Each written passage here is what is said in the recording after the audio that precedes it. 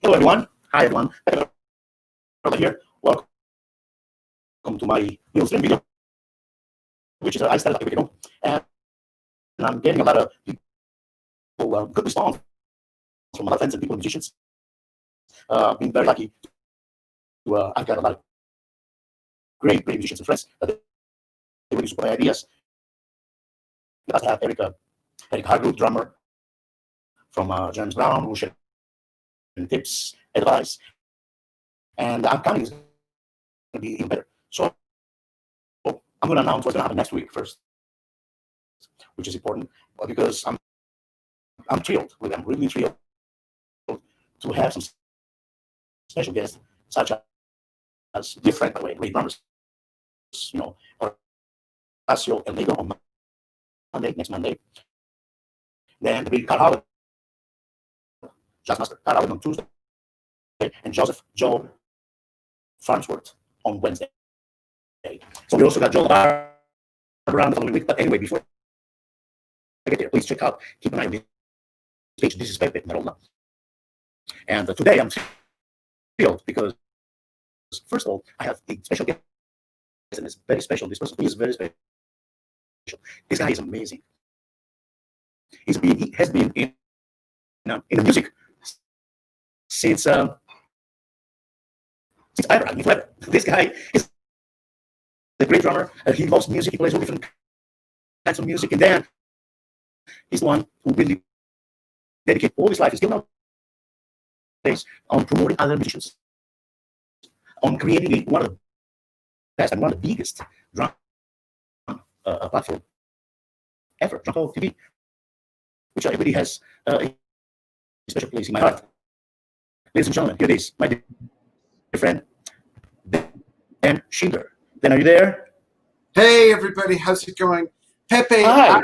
I hope they can hear me. Your audio on my side is very garbled. I could hardly understand it. So, people, can you hear us okay? Let us know. Yes, I can hear you fine. Oh, now I can hear you. Maybe it's on my side. Yeah, maybe it's because it's before I came live. It was like, sounded like you were falling downstairs. But it sounds good now. Hi, everybody. How's it going? Hi, Pepe. Hi. How are you then? Doing great. Thank you so much for having me. It's always fun to talk about drumming. Always. It's a pleasure. It's an honor to me, man. You know, I met you it was been 4 years, right? We met 4 years ago. Yeah. 3 years ago, actually, with Riccardo Martinazzi from Rotodrum. That's right. Hi, Ricardo. Rotodrum at the NAMM show. Yeah. Yeah, that's when we met. Yeah, he might be watching. He might be watching. Yeah. I see some people tuning in. That's the thing. And please, if you guys have any questions, we would love to hear and interact with all of you. There's a lot that Dan is going to really blow your mind today. He's going to give you lots of news about what's happening on Drum Talk TV. In his life, he's a great author. He wrote books. I mean, this guy is amazing. I'll let you run the show, Dan. Oh, wow. It's your show today. Well, I don't know where to start. I'll start with what's happening on Drum Talk TV this month. Okay. We've had a few interviews already. I'm looking at my calendar. We have coming up on Friday the 19th, we have Jiffy Griffiths from the Kinky Wizards all the way in the UK. They are an amazing progressive rock trio instrumental group. These guys are amazing. That's noon Pacific U.S. time on Friday. Then noon Pacific U.S. time on the 20th, Saturday, I'm interviewing a kind of a new drummer on the scene. His name is Nico McBrain with some new band called Iron Maiden. He's going to be with me Saturday at noon. That's wonderful. Then, what's that? That's wonderful. Yeah, really excited to get with Nico. And then noon Pacific time on the 23rd, we have Peter Erskine, who's going to talk about his CD, 3 Nights in LA. We're going to talk about weather reports, Steely Dan, all kinds of fun stuff. Yes. And then that next night, 6 p.m. Pacific, On the 24th, we have Dawn Perry from Jethro Tull fame. Dawn's going to join us again on the show.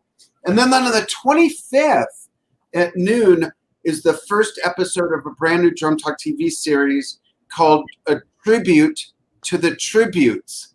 And it's Jason Gianni and myself talking about spectacular tribute bands. And the first band we're going to talk about is called The Musical Box, which is a great tribute to Genesis. And then on the 27th, we have at noon Achilles Priester from Brazil is going to join us. And sometime in the next couple days after that, I'm waiting for word from Liberty DeVito is going to come on and talk about his new book. So that's how June, what we've got the rest of June on Drum Talk TV as far as he's great. The great Peter Eskin. He's Peter Eskin is one of my favorite, one of my mentor. I love him. And in fact, we met again last year at the NAMM show, and I was playing with Joey DeFrancisco, and I'm playing with Joey, and I see Peter stop. He was about to leave the convention center, right? So he heard some jazz music, and he turns around and he comes and he's like staring at me, like he's watching me playing. I feel like, God, that's Peter, man. That's Peter Eskin. And he goes like, man, I heard some really great swinging music. I wanted to stop by. So, and I invited him to sit in and play with Joy, and it was fantastic. Peter Eskin is one of my beautiful, and my mentor. He's a great person and wonderful human being, great educator. He's Peter Eskin. I just love him.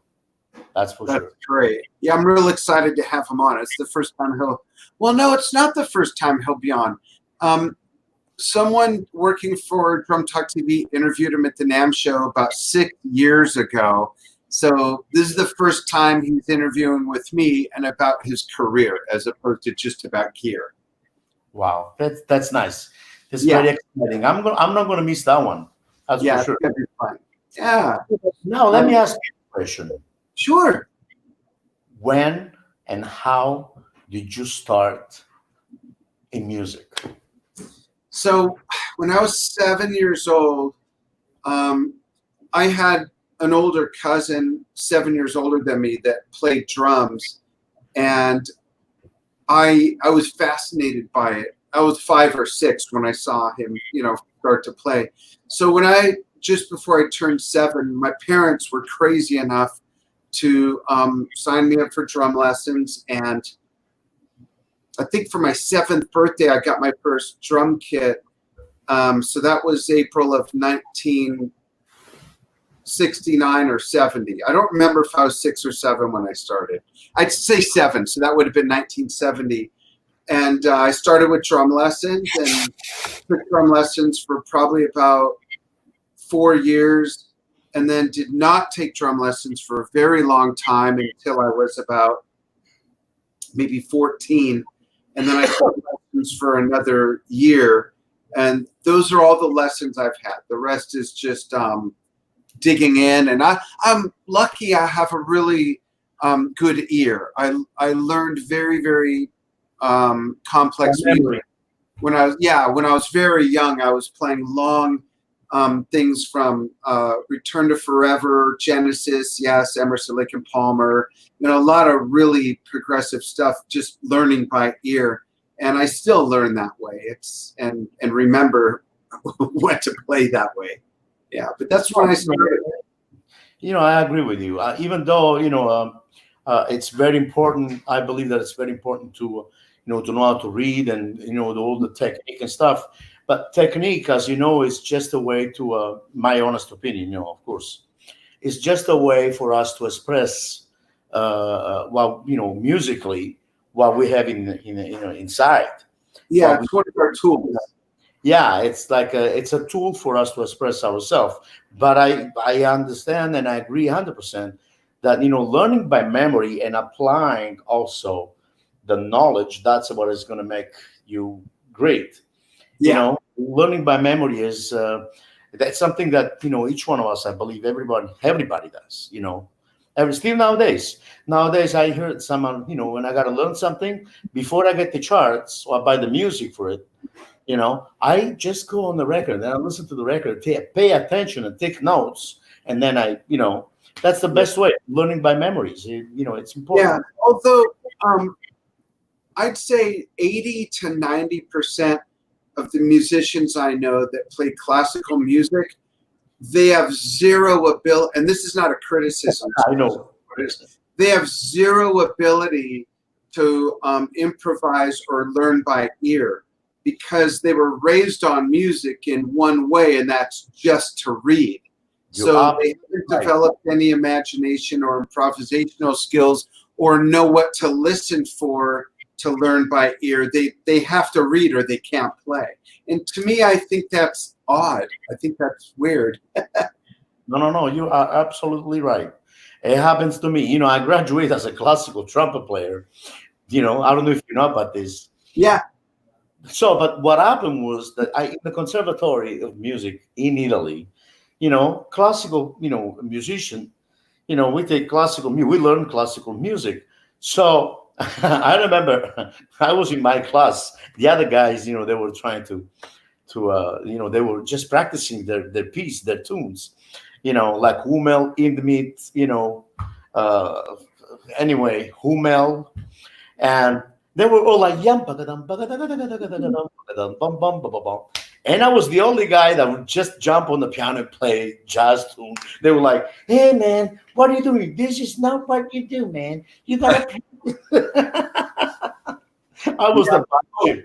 Sometimes get so stuck in a box, That's what it is. But I agree with you 100%. So then, any other news? Any other things that you want to talk about? I gotta tell you before you go on. One of the this morning when I woke up, since those books that I'm about to show you are very helpful. They have been very helpful to me. I'm learning a lot of stuff. Thank you very much for giving it to me. Sure. And here, what about those 3 books? Those 3 books, ladies and gentlemen.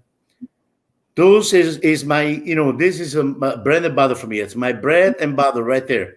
Oh, that's awesome. I'm still learning, but those are great. Then, can you please talk about those?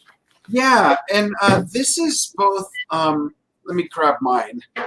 This is both something exciting to me and also kind of a sore spot.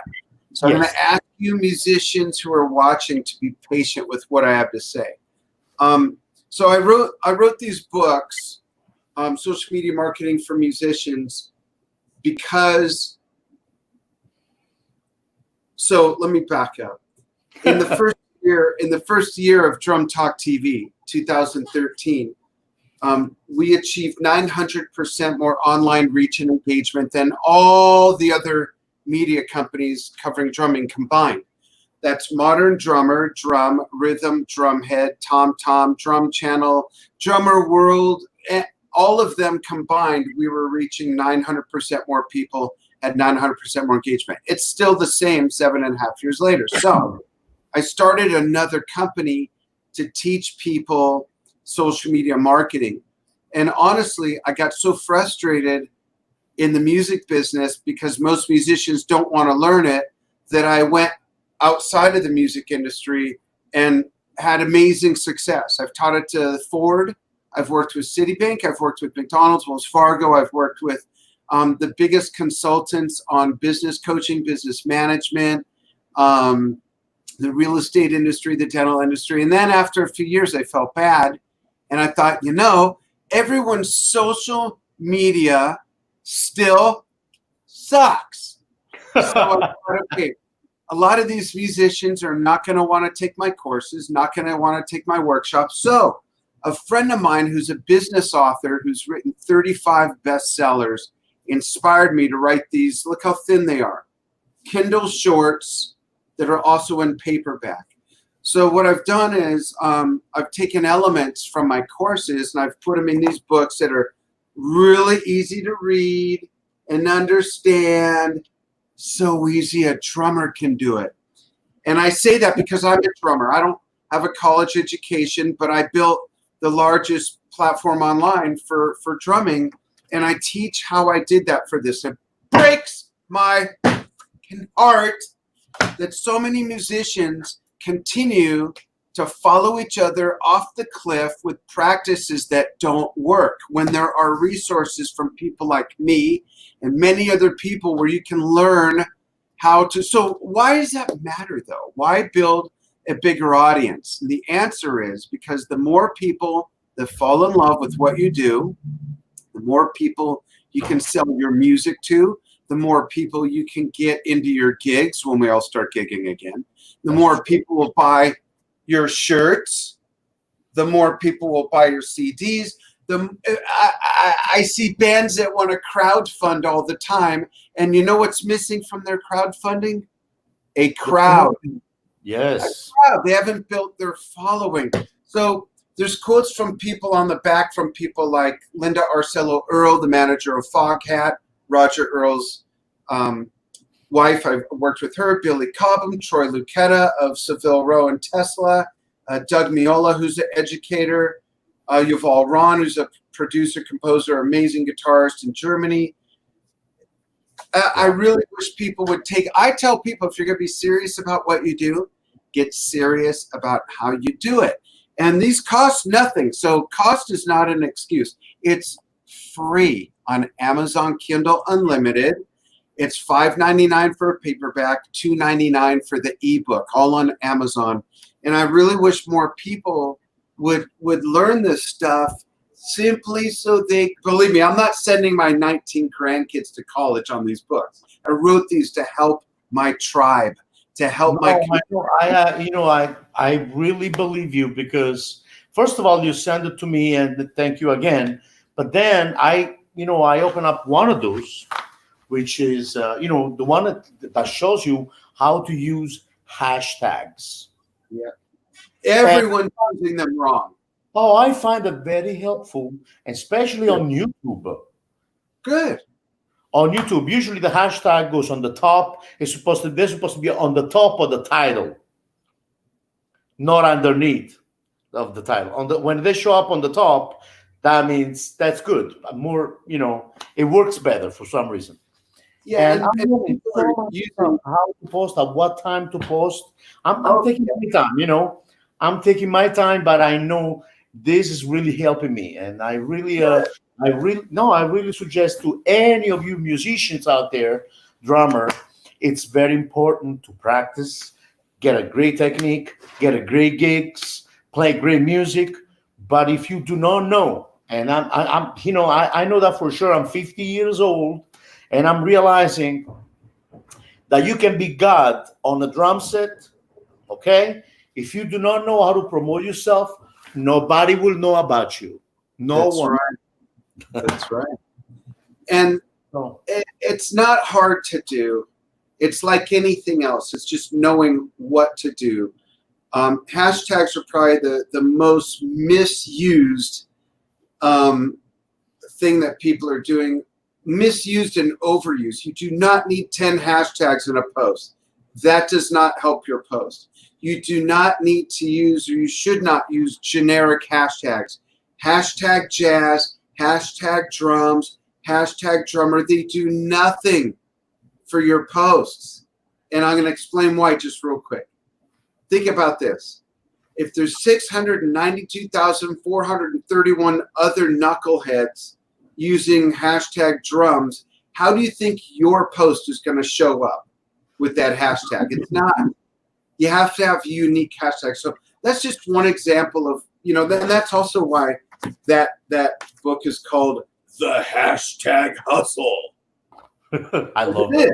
Everyone's copying everyone else who's doing it wrong, which is why I say everyone's following each other over the cliff. But again, they're easy to implement. They're easy to learn. They're fun. They're proven strategies from the guy who built a following of over 1 million people without ever boosting a post, without ever running an ad, without ever buying likes, which you should never do because likes don't buy music. Real fans do. And never take advice from someone who hasn't done what you want to do. I've built a huge following. Learn from me. Yeah, making mistakes and learning from your mistakes and spending a lot of time. No, I know. And I really, I really agree with you. I'm with you 100%. Cool. And again, anyway, I don't want to, talk about those books though for the whole time. Yeah, that's okay.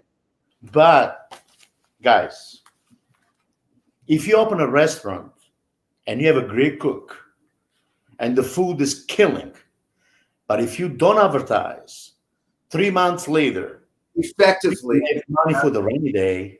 If you didn't get smart enough to save some money as a rainy day, and you open up and you don't advertise, and you don't let people know what you do, you're going to be closed pretty soon. Right, Same. but remember, it's about being effective, not just advertising. It's got to be effective. Yes. And there are a lot of things in 95% of what's in these books, none of you have ever known before. And when you implement it, it will change your numbers that day. I guarantee it. I have courses that go from less than $1,000 up to $10,000. I have a money back guarantee for every single one. And I've never had to give a refund, because the only way it doesn't work is if someone doesn't follow what I teach them. It's the same thing with these books. Use what's in here and it'll work. So back to drumming. Yes. So, and then you start, when did you start playing the drums? You were in LA area. Where were you born? In LA? Yeah, I was in the San Fernando Valley is where I grew up. I went on my first tour as a professional drummer, being paid when I was 15 years old, between 9th and 10th grade. And I toured from Los Angeles to Long Island and back a different way, playing state fairs, opening for bands like Heart, Blue Oyster Cult, the Osmonds, Styx, Pat Boone. Wow. And I was 15 years old. Yeah, it was an amazing experience. And I didn't, when I started playing drums, I didn't want to be a professional drummer. I didn't know what that was. I just had fun playing. I wanted to be the next Jacques Cousteau. I wanted to be an oceanographer. And after I had been playing 7 years, and again, by that time I'm told I was pretty good. I went on tour the next year, so I guess I was playing, Zeppelin, Deep Purple, Jethro Tull, Gentle Giant, yes, Pink Floyd, Emerson, Lake and Palmer, on and on and on. But I wanted to be an oceanographer. And so when I was 14, my dad took me to see Led Zeppelin at the LA Forum. This was June, coming up next week, June 25th, 1977.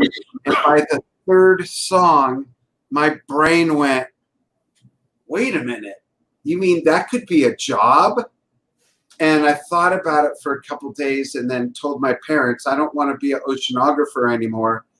I want to do what Led Zeppelin's doing. I want to play really loud in front of a lot of people. I want to be a professional drummer. And my mother was a bit brokenhearted. My first initials are DR, because she thought for sure I'd be a doctor somehow, some kind, right? Doctor of oceanography in my case, in my imagination. But my parents supported me so much that it was my mother who found that audition a year later to go on tour and took me to the audition. And actually, I didn't even play at the audition. The other drummer, so for those of you who've lived in Los Angeles for a long time, the other drummer I was replacing was the son of Al Lohman from a popular radio talk show called Lohman and Barkley. And Al Lohman Jr. was going to be leaving. So my mom and I went to a rehearsal. They're rehearsing for the tour that leaves in 3 weeks. And my mom and I are the only people in the auditorium watching them play. And they're playing stuff that's like Neil Diamond, Barbra Streisand, ABBA, stuff like that. And I told you what I'm playing. So I lean over to my mom and I say, Mom, I don't want to play this kind of music. And she turned around in her seat and she grabbed me by the shirt and she shook me and said, who cares what kind of music it is? They're going to pay you to see the country and play music. I thought you wanted to be a professional drummer. And at that moment, I realized, it doesn't matter what kind of music it is. So when they were done rehearsing, the director came over and he sat in front of us and turned around in his seat. And he asked, so what do you think? And of course, I lied and I said, oh, sounds great.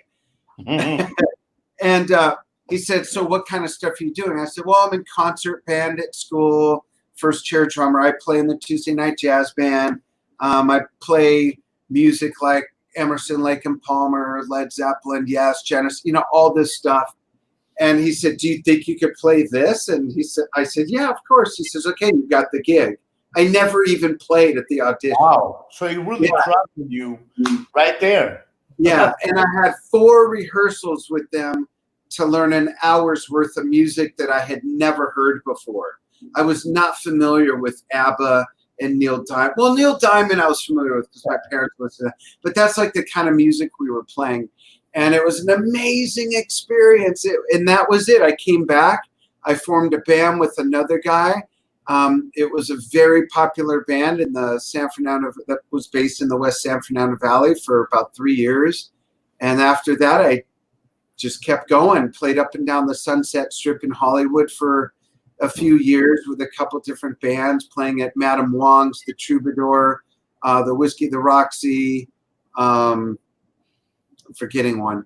And yeah, it was amazing. And then I kind of like went full circle, and I got to a point in my late 20s where I kind of didn't want to be in bands anymore.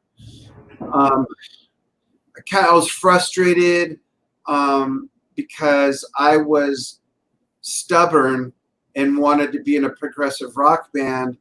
And at that time, what was happening in the early 80s?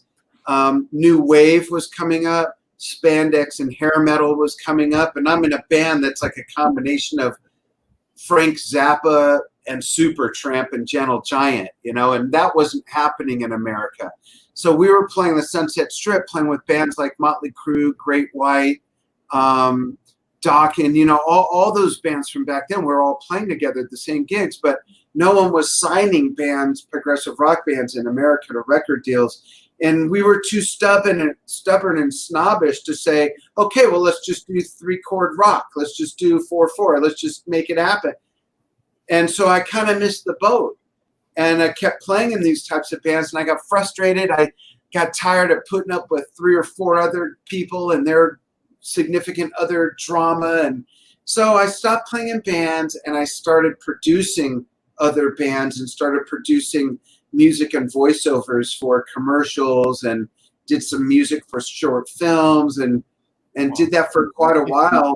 And then I even kind of got away from music completely for a while, started having kids and got a real job and got a really good job, making so much money that I just kind of lost the desire, I guess. But then one day in 2000, I was living in Ventura, California, and for the first time in a long time, I lived somewhere where I could set up all my stuff. And I fell in love with drumming again, and picked right up where I left off as if I had never stopped playing. And now, and now fast forward 20 years later, I'm not in a band, and that's okay. I almost never play with other musicians, which I do miss. Like sometimes in town, I'll sit in or jam with someone. I love that. But 20 years later, I'm 57. I'm not gigging. I'm not recording. I'm not touring. I'm not even really teaching drums. And I'm having more fun as a drummer than I've probably ever had. I'm really, really enjoying playing. And I really love playing for the Drum Talk TV audience and connecting when I do my almost daily vlog a few times a week, and doing special tributes. Like last Sunday, a couple days ago, I did a tribute for Alan White's birthday of Yes. And I played for 4 hours a bunch of my favorite Yes songs from his whole career. So I really love drumming. It's very therapeutic, physically, mentally, spiritually. And we live where I have a studio here in the house. I could play at 2 a.m. if I want, even with my 1,000-watt. I envy you, man. You got all that, and that drum set, it looks great. Yeah, thank you. The color with the lights. Yeah, my big blue kit is a lot of fun to play. And I also have a small 4-piece jazz kit.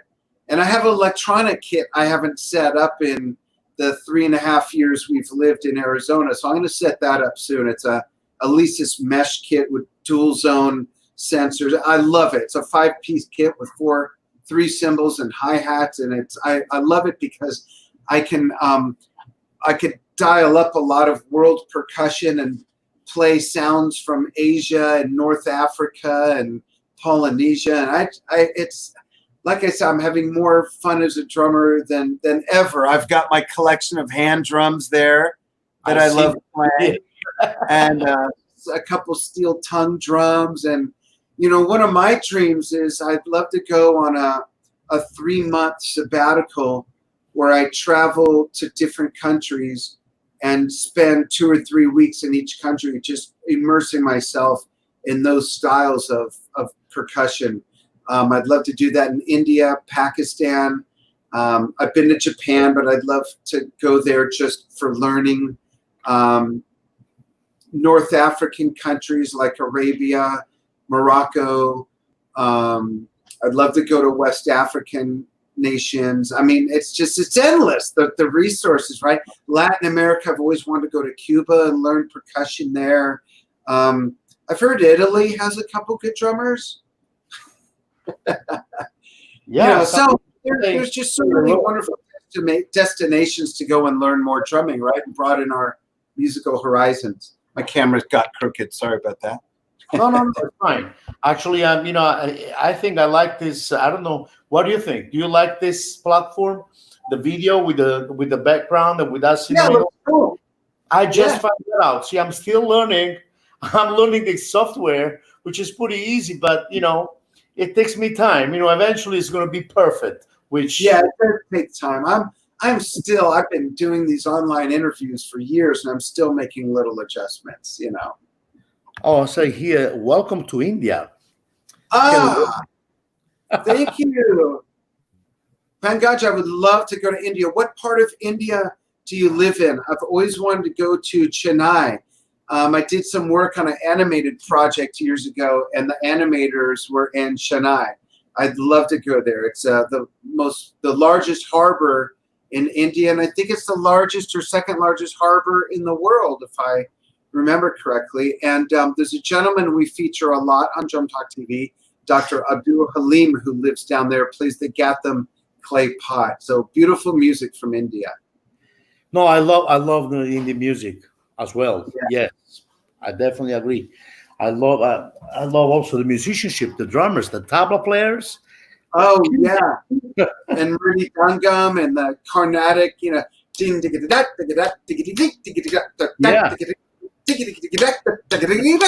love that stuff. I'm horrible at it, but I love it. Mumbai. I would love to go to Mumbai. Oh, he's in Mumbai, right there. Yeah. Good. Nice. Mumbai.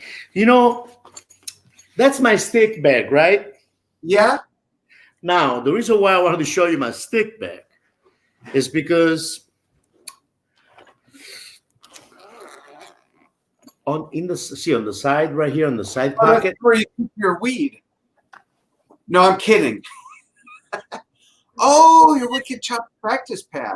Yes, it's so convenient. You can just put it on the side of your stick bag. That's it. The videos that you make with that thing are amazing. Oh no, I really love this thing. It's really challenging. It's very hard. It's very hard to at the beginning, because a lot of people, as you know, when you used to play on a regular pad, you don't really pay attention to certain things. Yeah, you practice, you get better. Practice pad are all great. But this little device, in my honest opinion, requires focus.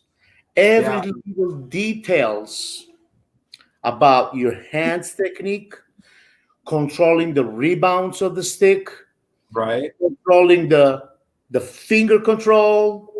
I mean, as you know, on the regular pad, you can move around a little bit, nothing happens. It's okay. But on this little device right here, you better have, folks. Precise, and to me, this is like, when we bring the car to a major service, Okay, they're gonna change oil change, filter, and everything. I Yeah. get this thing. This is my major service for for my technique for my practicing. Yeah, that's a great way to put it. Yeah. Oh no, it is because even like the push and pull, the push and pull, it's very hard because once you drop the stick, the motion of the push and pull, right? Yeah. So when I drop it, and usually the stick, it's easy that can move, and it doesn't hit to the same spot on the same spot. It moves around. Now the slight movement, you will never be able to notice that on the regular pad, but on this pad, you have to really control everything.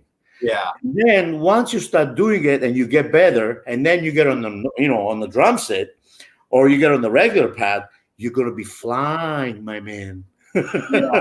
It's Yeah. like, And a lot of people also misunderstand that pad, thinking that the idea is to learn how to hit the center of your drum, and that's not what it's for.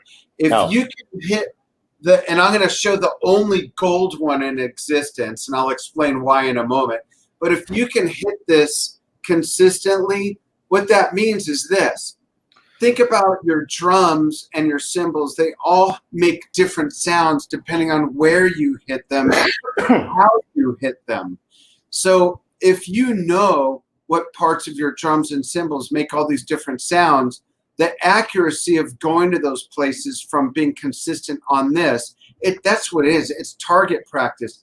And when people say, yeah, I pull out my practice pad and I do doubles the whole time I'm watching a TV show, that's not practicing. That's limbering up, and it's a physical exercise, but it's not working on your chops, and it's not improving your playing, because you can't watch a TV show and focus on this. You just can't do it. You have to truly, look at this is a pencil. Look how small it is. And the reason why I have the only gold one is because, and this is made by Ahead. I'm one of the owners of the product. It's made by, we licensed it to Ahead, and it's distributed by Big Bang. And all the drummers that are following right now, where can they purchase that? On Ahead, bigbangdist.com, or on if you go to Ahead Drumsticks and Accessories Facebook page, that'll lead to their website, and it's on there. I'll send you the link, or maybe I'll drop it in a moment. But also, the gold one, this is going to be a trophy. We're going to launch the first Wicked Chops competition in about a month or so. And this is one of the trophies, is a gold Wicked Chops practice pad. I've got the only one in existence. So watch for details on that. Let me see if I could find real quickly the link for that. Do you mind if I dig that up? No. You can just put it in the comments. Cool. Let me do that real quick. I can display it too. Yeah, please. It's helped my playing, but I need to work on it even more. Okay, I'll grab the link here real quick. Generally, South India is famous for Indian folk music like sitar, bansuri. Right. Let's see. So where's the comments? I see the comments, but I don't see where I could drop in a note. I'm going to say hello. Watch. Hello. Here I am. Right, but I don't see a field for me to type. I'll send it to you in the private chat, and then you could put it up. How's that? I'm sure you have comments. You have the bar to comment. I don't see that. I see it on the private one. Yeah, just go there. But you got to go up in the comments, not the private one. Comments. Yeah, I don't see a place to type there. Type on the private one.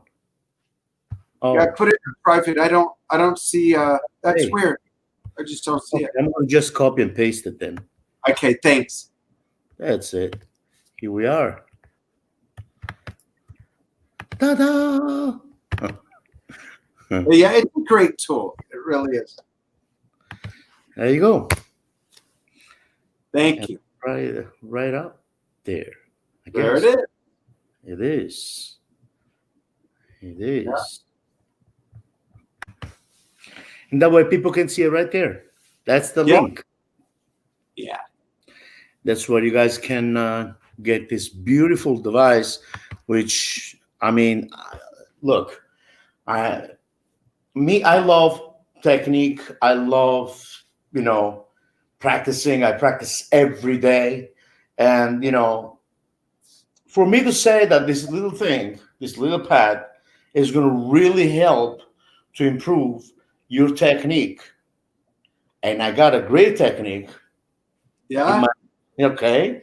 Yeah. So I have to really say, this pad, it goes behind just the fact of practicing on a regular pad. This Exactly. pad requires focus, Right. precisions,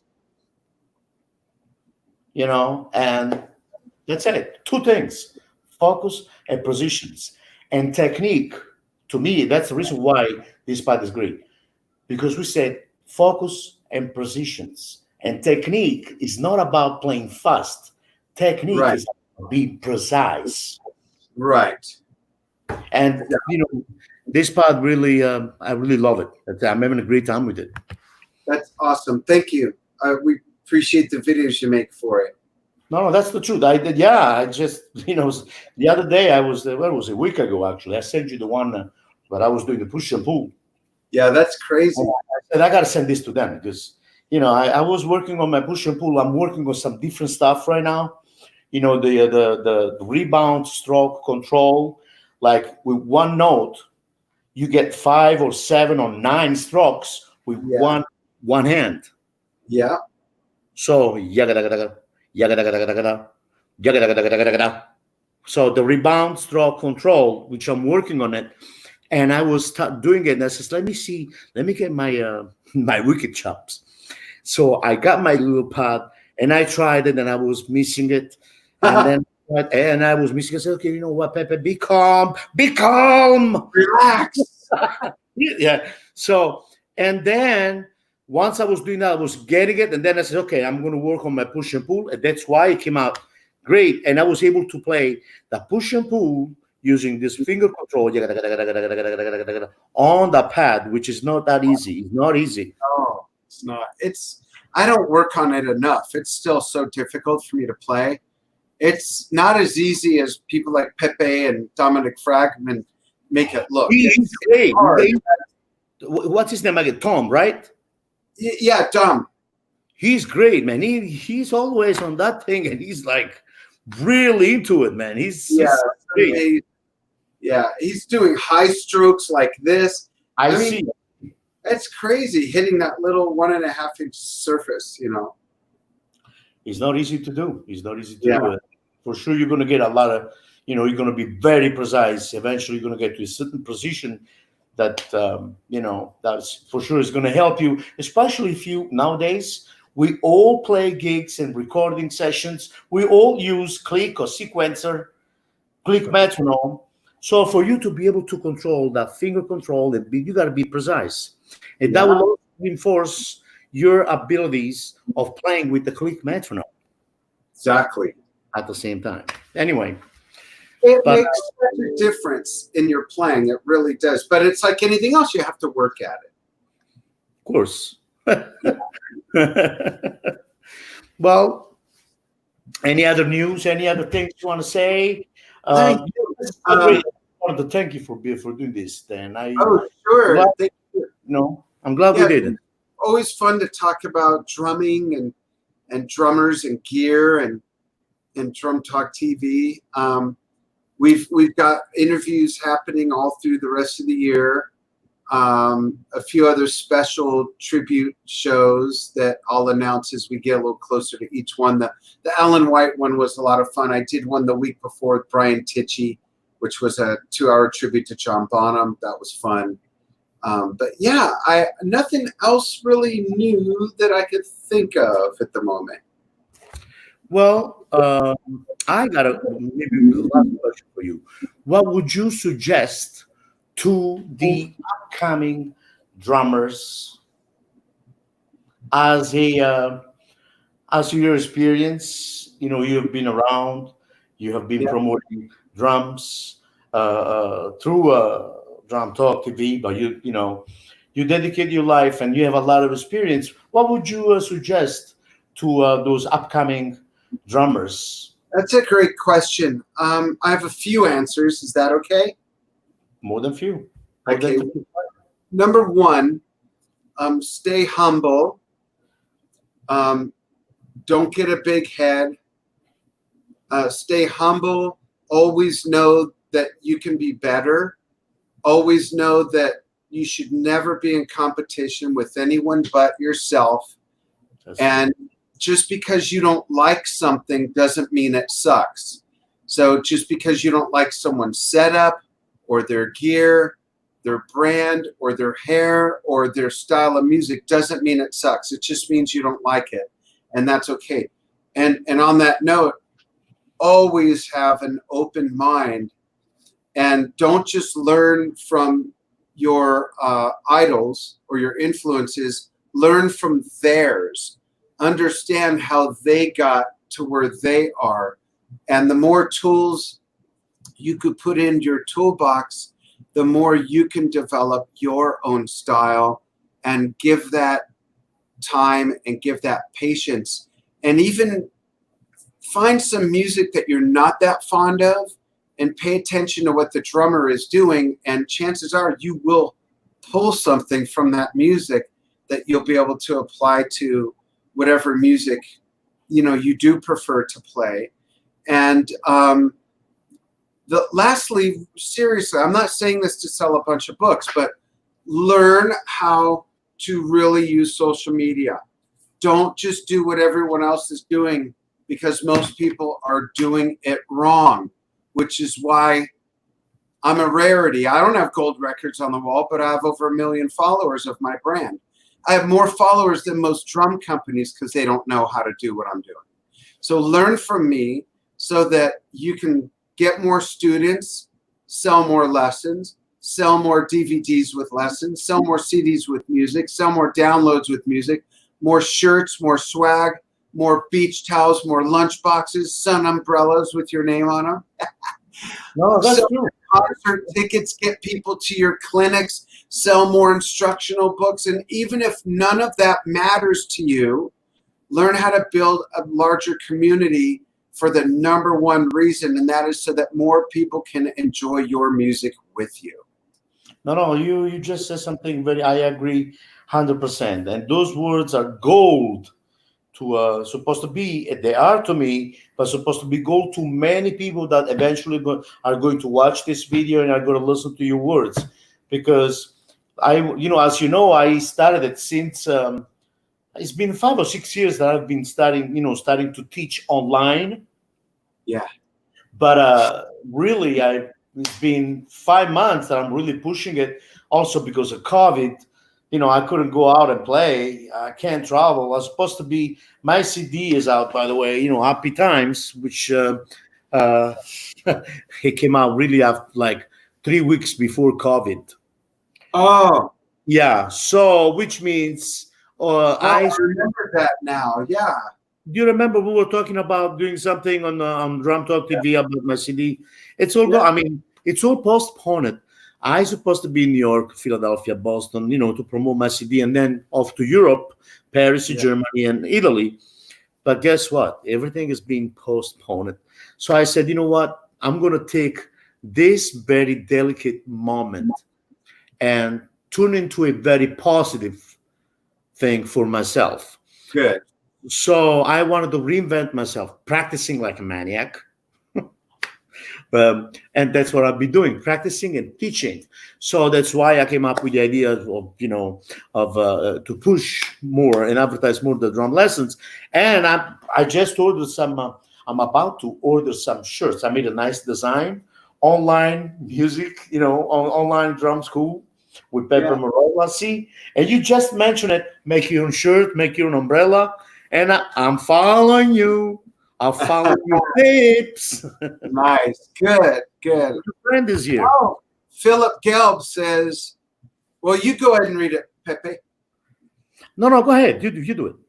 Okay, so he says, Dan Shiinder, social media on steroids really works. I have taken the course and use techniques. It's the best system available. In fact, Philip is quoted on the back of the book saying, in this tenfold, oh no, that's something. It says, from applying what I learned from Dan, by July 2016, my sales were 240% higher than all of 2015. Philip makes amazing drums. My snare drum is a Phoenix Drum Company snare drum that's extremely versatile. So that's how Philip and I, well, we're really good friends, but he makes awesome drums, and I taught him one of my courses, and it's all in the book.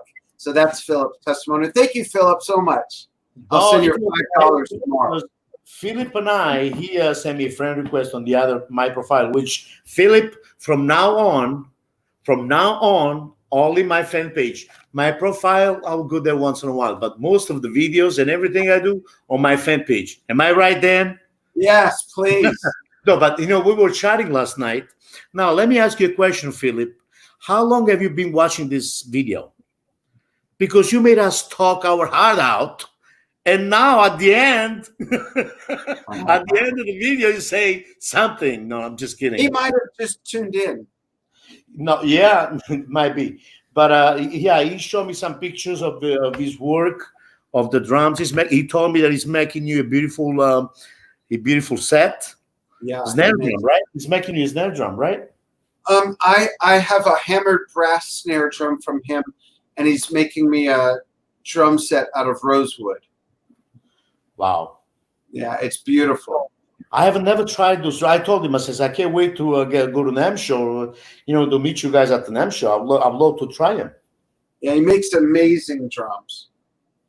He sent me some videos and they sound pretty good, pretty amazing. I said, stop sending links and pictures because otherwise you're going to make me fall in love with these drums. I said, I got